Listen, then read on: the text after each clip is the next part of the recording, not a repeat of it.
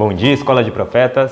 Bom dia. Bom dia a você aí de casa, seja muito bem-vindo a mais um vídeo do nosso ano bíblico. Bom dia, minha irmã Deise. Bom dia, meu irmão Luan, tudo bom? Tudo, graças a Deus. Bom dia, Escola de Profetas. Bom dia.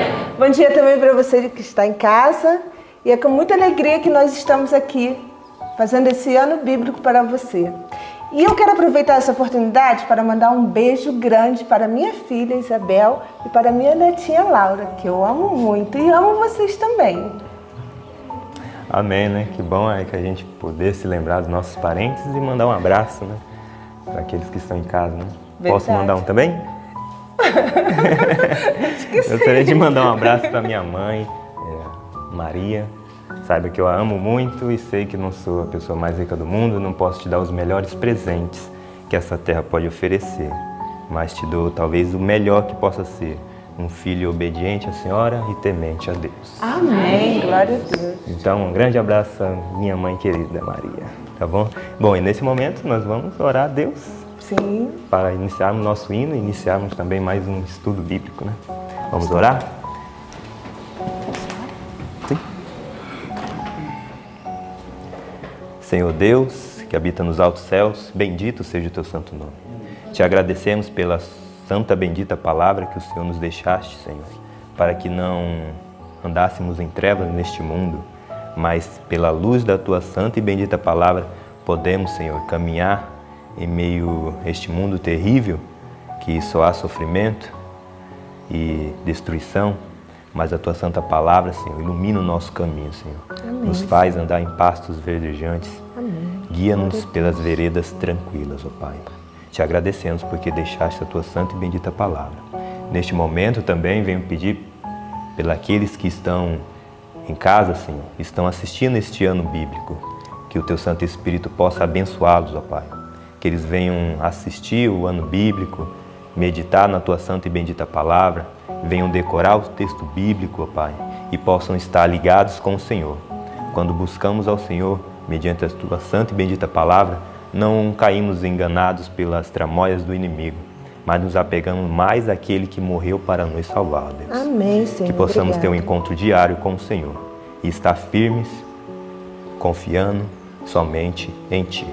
Te agradecemos por todas as bênçãos que o Senhor nos dá, pelas provações, pelos dias ruins e pelos dias bons. Te agradecemos por tudo, ó Deus. Sabemos que tudo coopera para o bem daqueles que amam a Ti, ó Deus. Amém, Senhor. Em nome do Senhor Jesus te agradecemos. Amém, Pai. Amém. Muito bem, nesse momento nós vamos louvar ao nosso Deus. Sim. Parte da nossa adoração é poder louvar, soltar a voz e cantar ao nosso Deus, né? E os santos anjos vêm e louvam com a gente, meus irmãos. E nesse momento vamos louvar o hino de número 352. Luz bendita, luz gloriosa.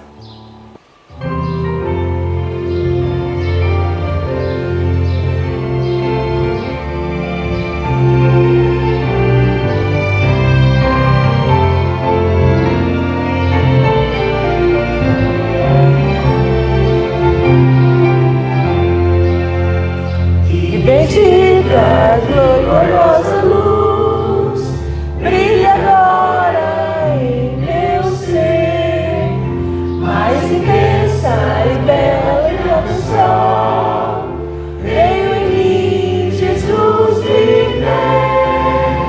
Luz bendita, luz gloriosa, concedida lá dos altos céus, que alegria andarmos nesta luz, essa luz que vem de Deus.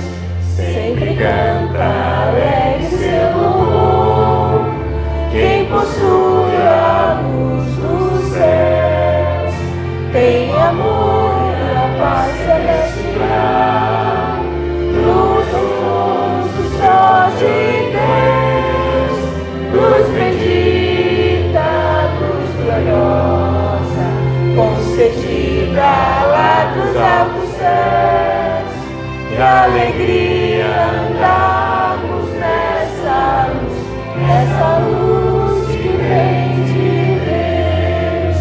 Vida nova, vida em retidão, tem os crentes em Jesus. perto segue Salvador, dele tem poder e luz, luz bendita, luz gloriosa, concedida lá dos altos céus, que alegria andamos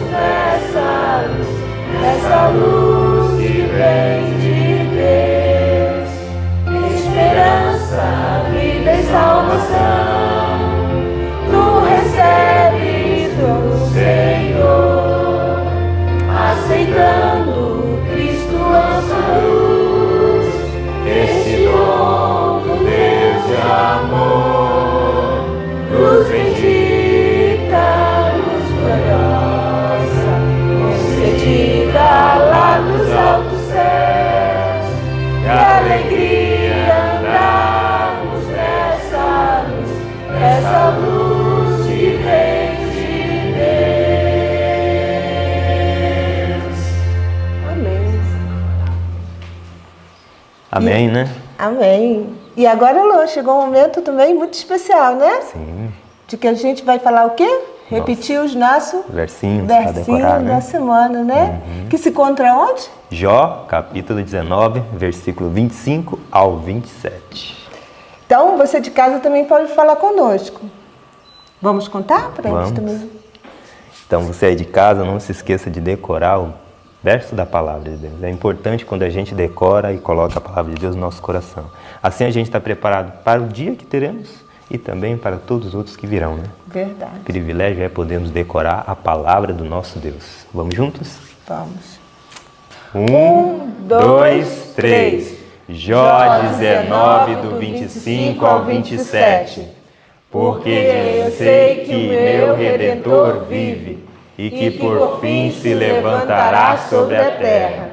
E depois de consumida a minha pele, contudo ainda em minha carne, verei a Deus. Vê-lo-ei por mim mesmo, e os meus olhos, e não outros o contemplarão. E por isso os meus rins se consomem no meu interior. Jó 19, do 25 ao 27. Jó 19, do 25 ao 27. Porque eu sei que o meu Redentor vive, e que por fim se levantará sobre a terra. E depois de consumida a minha pele, contudo ainda em minha carne, verei a Deus. Vê-lo-ei por mim mesmo, e os meus olhos, e não outros o contemplarão. E por isso os meus rins se consomem no meu interior. Jó 19, do 25 ao 27. Jó 19, do 25 ao 27. Porque eu sei que o meu Redentor vive, e que por fim se levantará sobre a terra. E depois de consumida a minha pele, contudo ainda em minha carne, verei a Deus. Vê-lo-ei por mim mesmo, e os meus olhos, e não outros o contemplarão. E por isso os meus rins se consomem no meu interior. Jó 19, do 25 ao 27. Amém. Amém. Que bênção, né? Que bênção. E nesse momento, fique você agora com o nosso ano bíblico. Olá, bom dia, Escola de Profetas. Bom dia, alunos queridos. Bendito seja o nome do Senhor. Eu estou com alunos especiais hoje, não é? Alunos diferentes, e eu louvo o nome de Deus por vocês. Mas também louvo o nome de Deus pela sua vida, você que está assistindo. Glórias ao nome de Deus. Não pare. Eu preciso comentar uma coisa com você sobre o ano bíblico. Você sabe por que é que o Senhor Deus pede que se leia o ano bíblico todo ano? Algumas pessoas me telefonam e falam: Maísa, vocês não vão gravar um novo ano bíblico? Eu vou dizer para você, todos os anos vamos ler as mesmas coisas. Mas por que eu tenho que ler ano que vem novamente, ano que vem e o próximo ano até Jesus voltar? Porque cada ano se descobre alguma coisa que não se sabia. Estudar a Bíblia é inesgotável. E a orientação de Deus é que se estude todo ano. Você pode ler outras coisas durante o dia, mas nas primeiras horas da manhã, a orientação de Deus é que se faça o ano bíblico. O ano bíblico é a sua força, é a sua direção.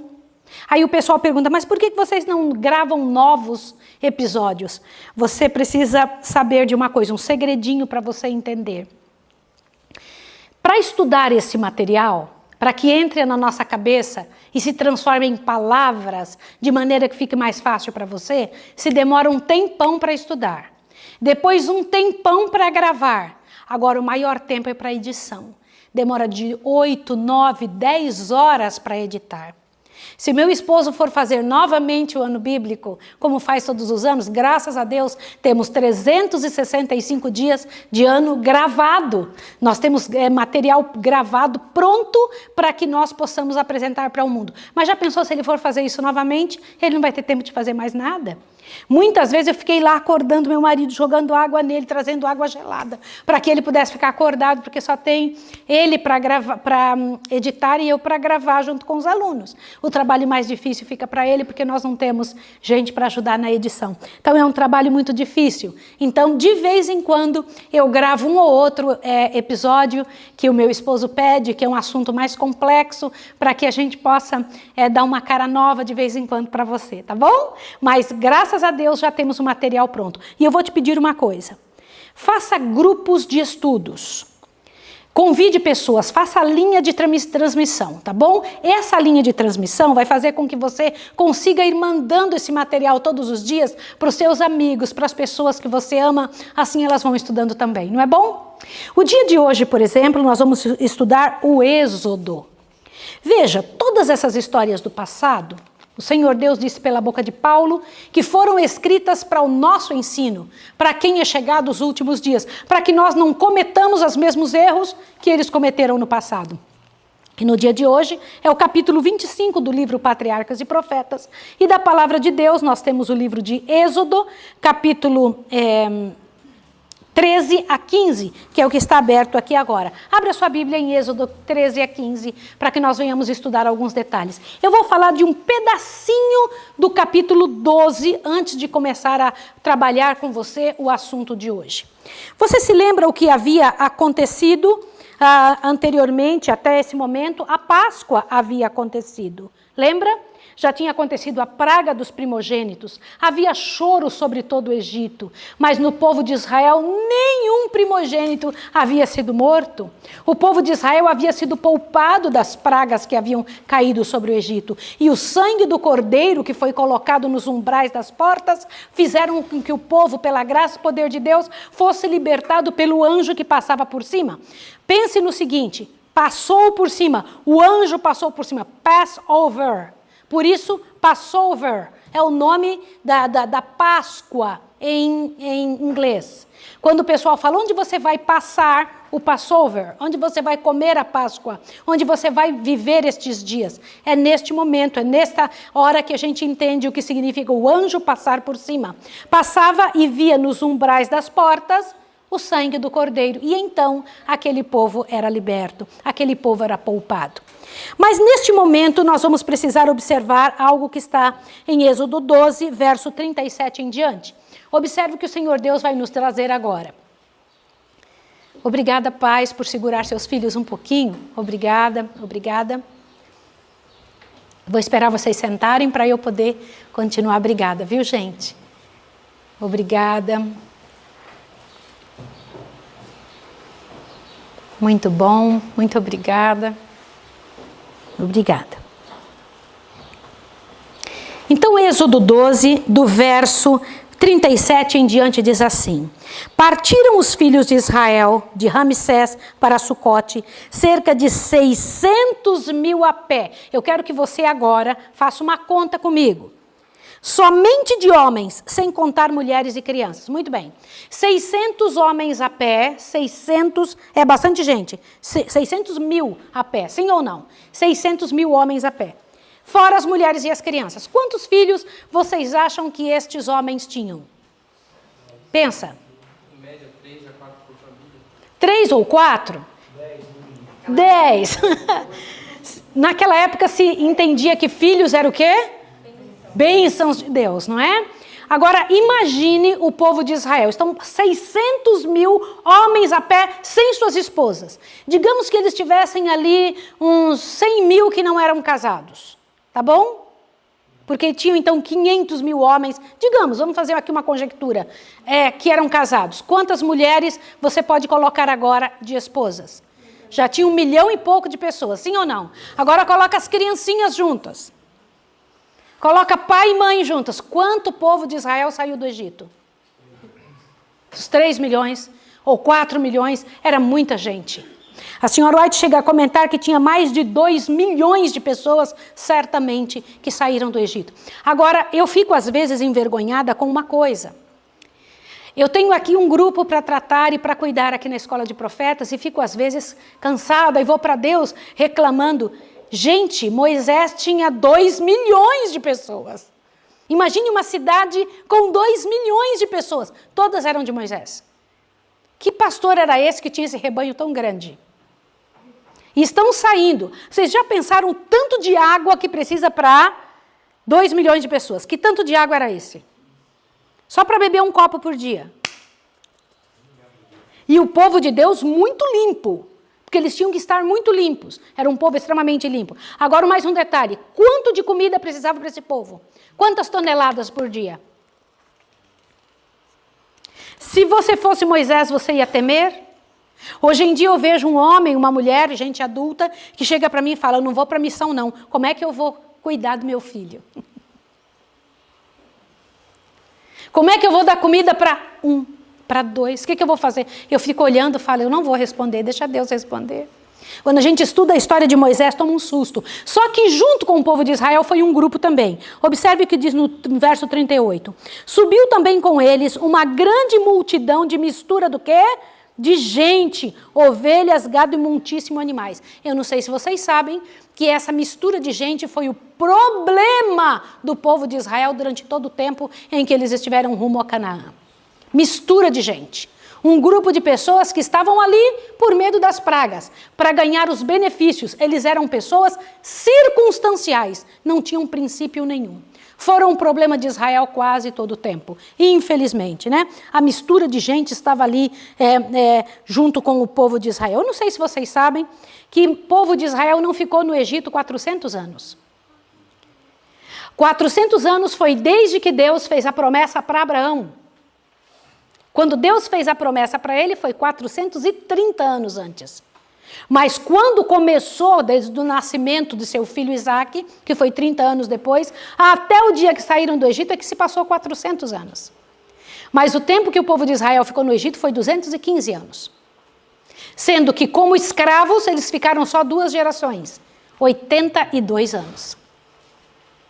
Muito tempo eles ficaram como donos da terra, 100 e tantos anos. Na terra de Gósen, lembra disso? De Gósen. No entanto, como escravos, eles só ficaram no último tempo de sua vida lá naquela terra. Entenderam isso? Isso é muito sério vocês entenderem. E foi nestas 2 últimas gerações que eles se aculturaram ao povo egípcio. Antes eles eram separados, viviam separados do povo completamente. Mas nessas 2 últimas décadas, eles quase ficaram com todas as características de egípcios. Até o sábado deixaram de guardar, porque não lhes era permitido guardar o sábado. Eu quero que vocês saibam disso, tá? E o que mais que a gente entende aqui? Dê uma olhadinha para que você veja que aqui no Êxodo capítulo 12, verso 49, o Senhor Deus dá uma orientação a Moisés. E eu queria que você, pai, você, mãe, que está me ouvindo, você que está aqui hoje na Escola de Profetas, você que está em casa, ouça isso daqui, ó. A mesma lei haja para o natural e para o estrangeiro que peregrinar entre vós. O que é isso? Dentro da sua casa, dentro do arraial de Deus, não se pode ter 2 leis, mesmo que venha estrangeiro para dentro da sua casa. Gente que não siga o que você acredita. A lei que tem que ter dentro da sua casa tem que ser qual lei?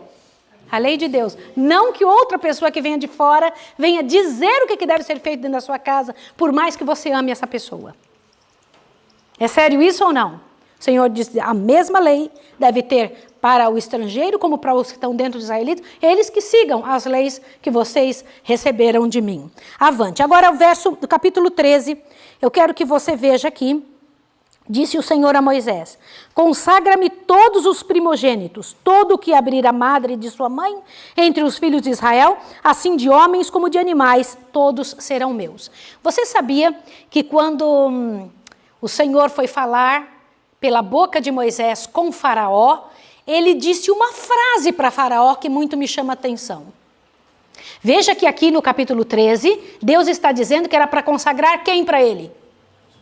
Os primogênitos. Agora veja em Êxodo 4, vai lá para Êxodo 4, e veja como Deus chama o povo de Israel. Que nome que Deus dá ao povo de Israel diante de Faraó? Vai lá, Êxodo capítulo 4, verso 22, perfeito. O que isso quer dizer? Eu quero mostrar para vocês a responsabilidade de consagrar um primogênito. O que Deus estava querendo dizer? Vai lá em Êxodo 4, verso 22, diz assim: dirás a Faraó, assim diz o Senhor Deus, Israel é meu filho. Israel é o meu quê? Primogênito. Por que Deus chamava o povo de Israel de primogênito? Raciocine agora, eu preciso que você pense. A razão por que Deus chamou Israel de primogênito mostra o grande amor dele pelos outros seres humanos da terra. Quantos pela redenção são do Senhor? Quantos? Todos, sem falhar um. Peraí, os amorreus eram de Deus, sim ou não? Os cananeus eram de Deus? Sim, todos da terra. A redenção em Jesus comprou todos os seres humanos. Só que Deus pega um povo, que era o povo de Israel, tira eles do meio do povo, dizendo, eu vou agir no meio de vocês, para que vocês possam mostrar para os outros como é quando eu dirijo. Quando eu vivo através de vocês, o que acontece? Era esta a razão de Deus. Deus não tinha um povo especial porque era o mais bonito. Deus tinha um povo especial para serem os primogênitos entre os outros irmãos. Qual era a função do primogênito? Cuidar da casa. Representar o Deus eterno quando o pai não estava. Qual era a responsabilidade do primogênito? Levar a religião para os outros da família. Para que Deus estava chamando o povo de Israel? Para ensinar os outros povos. Era esta a razão, por isso Deus os chamava de primogênitos. Diante de Deus, esse é o filho primogênito. O povo de Deus na terra é considerado como primogênito diante do mundo. Isso me chama muito a atenção. A igreja adventista hoje é primogênita entre todas as outras religiões. Entenderam isso? Essa é uma parte importantíssima para você entender. Por isso que em Êxodo capítulo 13, o Senhor Deus pede para o povo de Israel consagrar os primogênitos. Primogênitos têm uma responsabilidade gigante no meio da família.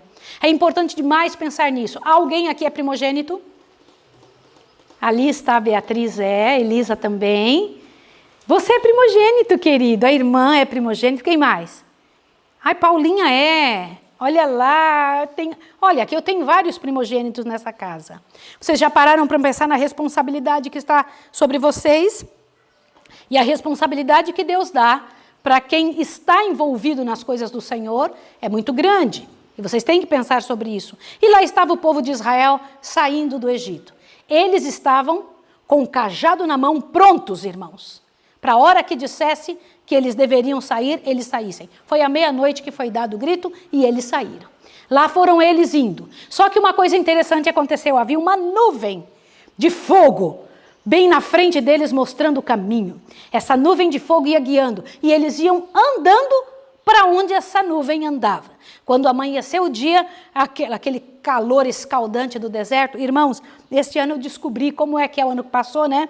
Como é que é o calor horrível do deserto do Egito. Terrível, irmãos, terrível, terrível. Mas havia o ar-condicionado lindo por sobre eles. Era o Senhor que era um ar-condicionado sobre o povo de Israel durante os dias em que eles estivessem caminhando. E quando a nuvem parava, eles paravam.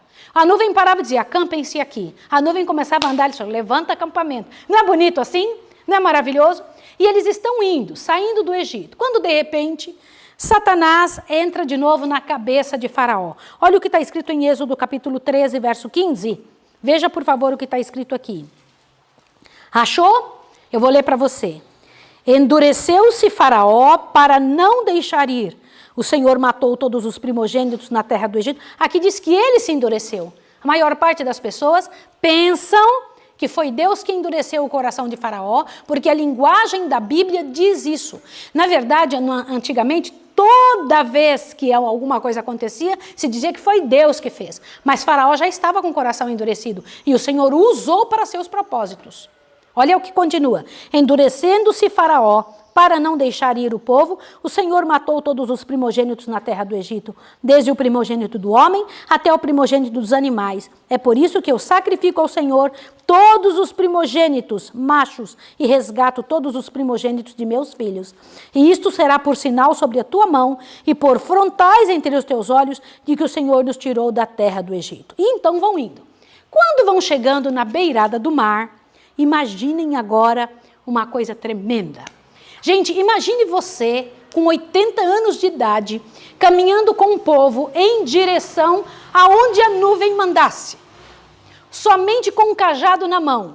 E haviam muitos bens, porque o povo do Egito havia entregado seus bens na mão do povo de Israel. Fala, toma aqui, vai embora logo, sumam do nosso meio, porque vocês são uma praga aqui no meio da gente, né? Então entregaram ouro, entregaram tudo, que seria usado no santuário, quando o santuário fosse levantado. Este ouro e estes bens que o povo de Israel tinha era muito grande. Eu desafio vocês a fazer uma coisa. Peguem a Bíblia e descubram a quantidade de ouro que o povo de Israel usou para fazer o santuário. Descubram. Vocês vão se assustar que hoje em dia não existe nenhuma nação da terra com a quantidade de ouro que o povo de Israel teve. E ainda o Senhor Deus teve que dizer, diga para não trazer mais, que já chega. É sinal que eles tinham mais ainda. Então não existe hoje nação que tenha sido tão rica quanto o povo de Israel. Eu preciso te explicar uma coisa agora. Hollywood explica e mostra ao povo de Israel como uns bobões, com uma roupa meio cinza, com um cabelo sem condicionador, sem saber o que está fazendo, meio assim tontos. É assim que Hollywood apresenta o povo de Israel. Eles não eram assim. Embora eles tinham sido escravos, eles pertenciam a uma família real. Tinha príncipes entre eles. Era um povo poderoso. E ao saírem de lá, saíram com mão forte, saíram com a moral levantada diante de Deus. Estavam indo em direção a Canaã, a terra que tinha sido prometida a seu pai Abraão no passado, pelo próprio Deus eterno. E quando chegam, tem um mar para se abrir. Vocês já sabem da história? Que Moisés teve que colocar o cajado e o mar se abriu. Vocês já pararam para pensar como foi esta cena? Ficou paredes de água de um lado e do outro e o povo passou a seco. 2 milhões de pessoas passando. Imaginem isso. Conseguem imaginar essa situação? E no passo das crianças ainda. Lá vão eles caminhando. Mas eu quero dizer para vocês que deve ter sido um grande milagre também. Porque passar 2 milhões de pessoas numa noite só é impossível, humanamente falando. Isso foi outro milagre. Mas eles passaram por este mar e chegaram no outro lado. Só que de repente aconteceu uma coisa. Faraó viu que seu país estava todo derrotado, todos os seus prédios derrubados, o seu povo doente, não tinha mais dinheiro, não tinha mais condições. Que diferença quando estavam sendo guiados por alguém do povo do Senhor, como José. Mas olha o que aconteceu. No Egito, espalhou-se a notícia de que os filhos de Israel, em vez de se deterem e adorarem no deserto, iam avante em direção do Mar Vermelho. Os conselheiros de Faraó declararam ao rei que seus cativos tinham fugido para nunca mais voltar. O povo se encheu de loucura, gente. Pensaram, ai, gente, e insistiram com Faraó. E Faraó ficou com vergonha disso e tomou uma posição. Vamos atrás deles. Pegou 600 homens, 600 carros escolhidos e todos os carros do Egito, cavalheiros, capitães e infantaria. E o próprio rei, acompanhado pelos grandes homens de seu reino, encabeçava o exército de ataque. A fim de conseguir o favor dos deuses e assim garantir o êxito do seu empreendimento, os sacerdotes também os acompanharam. Imagine, quem saiu do Egito? Os maiores homens de guerra, o próprio Faraó, os cavaleiros, toda a infantaria e todos os sacerdotes. Foi todo mundo em direção à busca do povo de Israel. O que vocês acham que aconteceu? Vocês já sabem. Mas imagine, Satanás nunca toca numa pessoa sem querer destruí-la. Lá vai Faraó com toda aquela turma em direção ao Mar Vermelho. Quando chegam lá, gente, eu fico imaginando por que Faraó entrou neste mar aberto. Vocês entrariam num mar aberto? Uma coisa que ninguém nunca tinha visto. O que fez com que Faraó tivesse uma loucura desse tamanho de entrar atrás? Pense, o pecado emburrece. O pecado emburrece. Faz a pessoa tomar atitude terrível. E ele entrou bem no meio mesmo e saiu com toda aquela cavalaria. Quando chegou do outro lado, Moisés tinha passado. Diz que Moisés estava num lugar alto, olhando o povo de Faraó vindo, o povo reclamando já com Moisés. E diz que o Senhor Deus deu ordens para que o mar voltasse. E eu fico imaginando esta cena, né? Que cena terrível! Não era coisa fácil conservar as hostes de Israel em espera perante o Senhor. Faltava-lhe disciplina e domínio próprio. Eles então tornaram-se violentos e desarrazoados. Vocês podem imaginar o que é isso? Deus estava por fazer mais outro milagre. Tinha acabado de abrir o mar. E eles estavam como? Quase loucos, brigando contra Moisés. Esperavam cair imediatamente na mão de seus opressores. E seus prantos e lamentos eram tão altos e intensos, mais do que o barulho das águas. Pode imaginar o que é isso? Gente, que terrível era para Moisés andar com aquele povo. E então, quando as águas cobriram o povo do Egito, eles começaram a cantar. Pode imaginar Miriam cantando? Diz que com tamborins começaram a cantar alegres do outro lado, dizendo: o Senhor nos salvou, o Senhor nos salvou, o Senhor nos salvou. Agora deixa eu comentar uma coisa. O que Deus gostaria que tivesse acontecido foi este momento do cântico de Moisés, não os tamborins. Não sei se vocês sabem disso. Porque o que Miriam fez foi o resto que lhe sobrou do povo do Egito, o que ela tinha aprendido no Egito. E ela então começou a dançar com os tamborins do outro lado, feliz da vida, dizendo: o Senhor nos salvou, mas isso não era a vontade do Senhor. Moisés então se levanta e toma a dianteira e começa a falar este cântico. Vai ali para Êxodo 15. Pega a sua Bíblia no Êxodo 15 e vamos ler juntos aqui, para que você veja que coisa linda. O cântico que Moisés cantou será o cântico que você e eu cantaremos quando entrarmos no céu, né? Vamos lá. Então cantaram Moisés e os filhos de Israel este cântico ao Senhor. Cantarei ao Senhor, pois sumamente se exaltou. Lançou no mar o cavalo e o seu cavaleiro. O Senhor é minha força e o meu cântico. Ele me foi por salvação. Ele é o meu Deus, portanto eu o louvarei. Ele é o Deus de meu pai, por isso eu o exaltarei. O Senhor é um guerreiro, o Senhor é o seu nome. Lançou no mar os carros de Faraó e o seu exército. Os seus escolhidos príncipes se afogaram no mar vermelho. Os abismos se abriram, os abismos os cobriram e desceram às profundezas como pedra. A tua destra, ó Senhor, é gloriosa em poder. A tua destra, ó Senhor, despedaça o inimigo. Na grandeza de tua excelência, derrubastes os que se levantaram contra ti. Enviaste o teu furor que os consumiu como restolho. Com o sopro de tuas narinas, amontoaram-se então as águas, Senhor. As correntes pararam em montão e os abismos coalharam-se no coração do mar. E o inimigo dizia: perseguirei, alcançarei, repartirei os despojos. A minha alma se fartará deles. Arrancarei a minha espada e a minha mão os destruirá. Sopraste com o teu vento e o mar os cobriu. Afundaram-se como chumbo em impetuosas águas. Ó Senhor, quem é como tu entre os deuses? Quem é como tu glorificado em santidade? Terrível em louvores, operando maravilhas?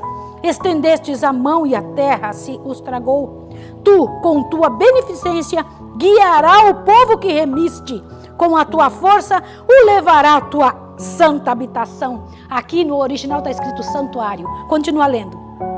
Os povos o ouvirão e tremerão. Apoderar-se-ão a uma angústia dos habitantes da Filistia. Os príncipes de Edom se perturbarão, dos poderosos, dos moabitas, apoderar-se-á o tremor. Derreter-se-ão todos os habitantes de Canaã. Espanto e pavor cairão sobre eles. Pela grandeza do teu braço, emudecerão como pedra, até que o teu povo haja passado. Ó Senhor, até que passe o teu povo que adquiriste.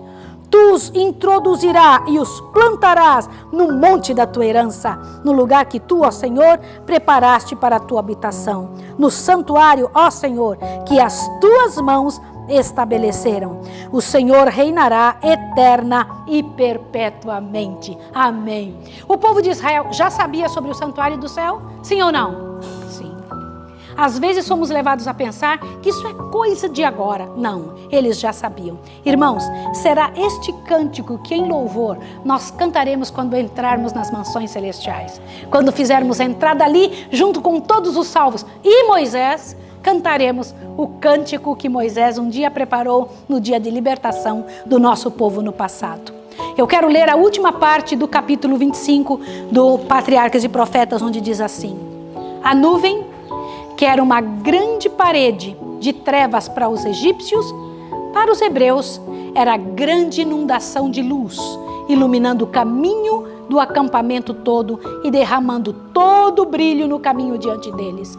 Assim, o trato da providência traz aos incrédulos trevas e desespero, enquanto a alma confiante é repleta de luz e paz. A senda por onde Deus guia pode estender-se através do deserto do mar, mas é sempre um caminho seguro. Bendito seja o nome do Senhor. Eu quero me ajoelhar com você agora e pedir a Deus pela sua vida, para que você tenha coragem, vontade de lutar com Deus e confiar nele quando o mar estiver por se abrir. Porque eu te garanto que se for plano de Deus, o mar se abrirá sempre. Bendito seja o nome do Senhor. Vamos orar juntos agora? Vamos lá. Santo Deus e amorável Pai, louvado seja o teu nome. Ajuda-nos, Pai, a manter-nos de maneira que, se o mar não se abrir, ainda continuemos acreditando em Ti. E que, se for Teu plano, ele se abrirá. E que nós possamos confiar em Ti, que Tu ainda serás, como disse aqui agora na pena inspirada, nos livros sagrados, que o Senhor continuará guiando o caminho do Teu povo. Queremos Te pedir, Senhor, nos ensine a confiar em Ti. Nos ensine a acreditar no Senhor. E eu te peço, Pai de amor, que em nome de Jesus nos perdoe todas as vezes que não confiamos, que não acreditamos em Ti, que não colocamos nossa mão nas Tuas mãos. E como o povo de Israel, até murmuramos tantas vezes. Queremos dizer diante do céu que não temos razões para murmurar, Senhor. Temos razões para Te agradecer, porque o Senhor tem nos feito muito bem. Louvado seja o Teu nome e abençoe essa pessoa que está em casa, em nome de Jesus. Amém, Senhor. Amém. Que Deus abençoe você e até amanhã.